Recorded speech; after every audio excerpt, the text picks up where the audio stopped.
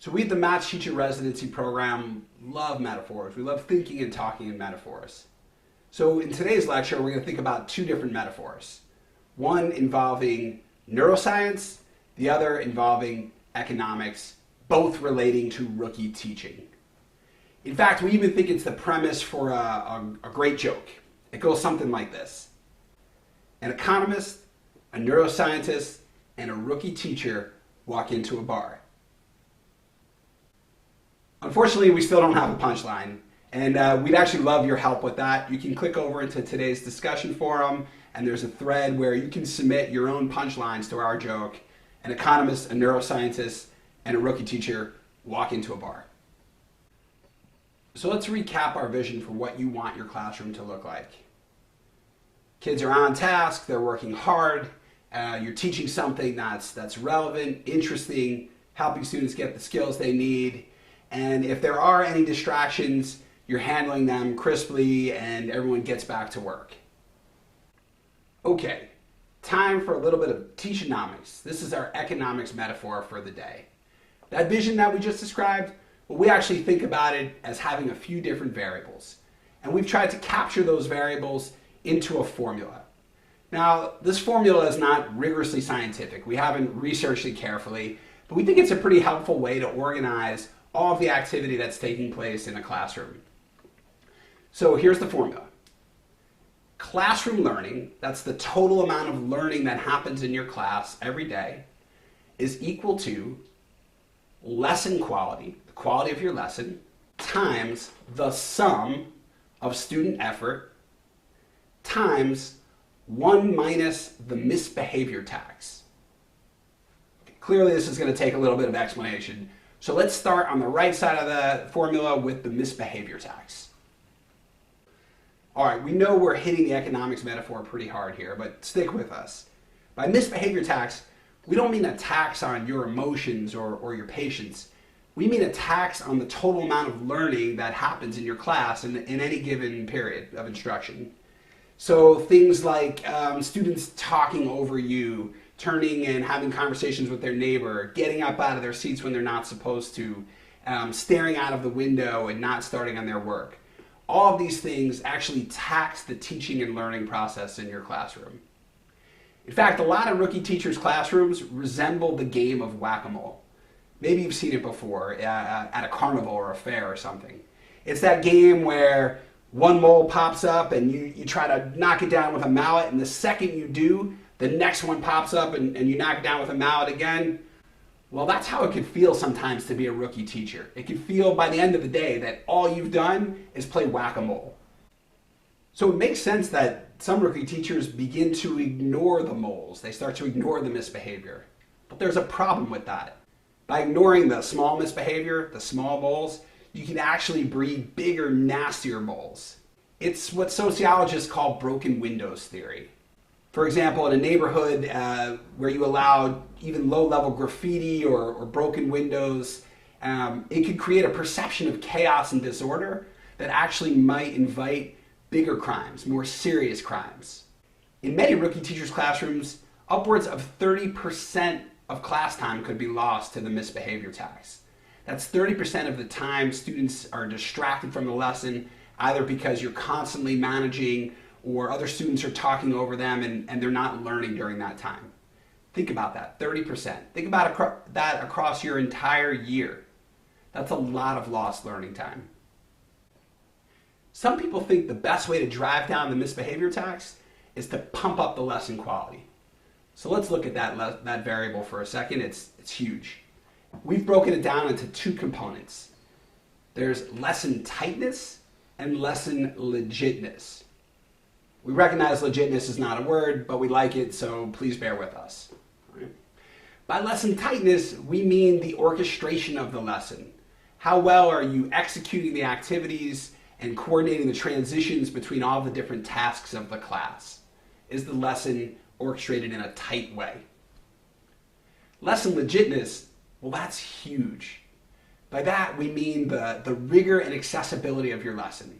And that spans a range of concepts, everything from culturally relevant curriculum, teaching in different learning modalities, differentiating the content of your lessons, thinking about the standards that your students need to meet in order to be ready for college. It's just huge. We think teachers can and should spend an entire lifetime working on legitness. They should geek out on that stuff, right? I mean, look, not all nerds are great teachers, but at some level, all great teachers are nerds. More on legitness later. Now let's go to the last variable in our equation, the sum of student effort. This little E-looking thing here just means sum. Why we talk about it as the sum of student effort. So let's imagine for a second that your class has 30 students. Typically, about 5 of those 30 students, they're going to come in every day working hard, putting great thought into whatever task you put in front of them, almost irrespective of the content of the lesson or your energy level. These 5 are just going to be working hard. Then you might have 5 who it's just an uphill battle every day. Doesn't matter what you're teaching, how hard you're trying. These students are what we might call your reluctant learners. And then essentially you have 20 in the middle. Those are like your swing votes, right? So look, one of our core beliefs is that you need to get every student to work hard. You can't just teach to the 5 at the top or the 20 in the middle.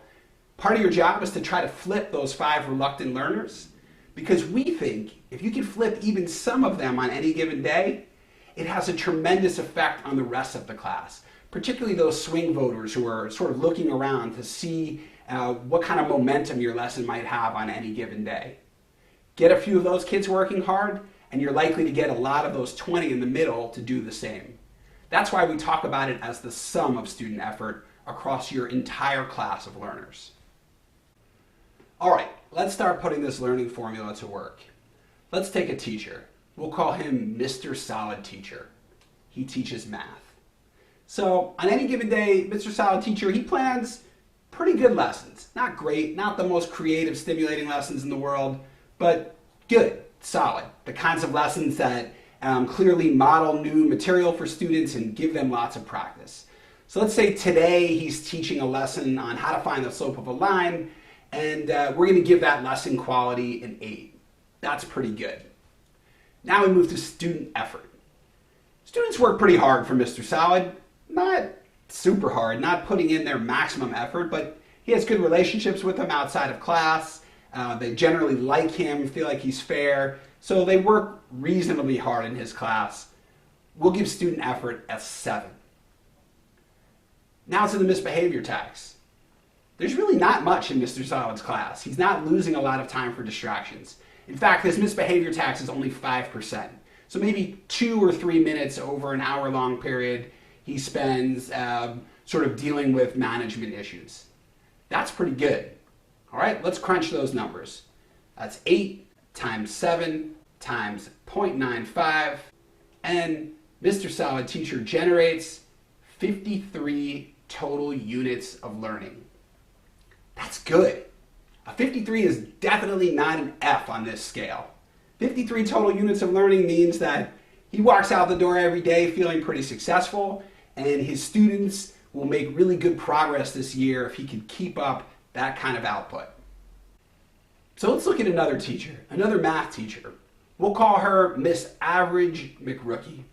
Now, Miss Average McRookie, let's say she uses the same lesson plan as Mr. Solid, and she rehearses it every night, so she executes it really well, and we're going to give her an 8 for lesson quality, just like Mr. Solid. Miss Average McRookie also has good relationships with her students, talks to them a lot outside of class, and when they're working, and that's key, when they're working, they're putting forward good thought and effort into what they do.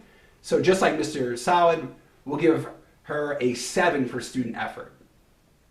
However, in Miss Average McRookie's class, she has a 30% misbehavior tax. That means 30% of her time is spent dealing with things like students getting out of their seat when they're not supposed to, talking over each other, lots of low-level distractions that she's spending time managing. So let's figure out her total classroom learning.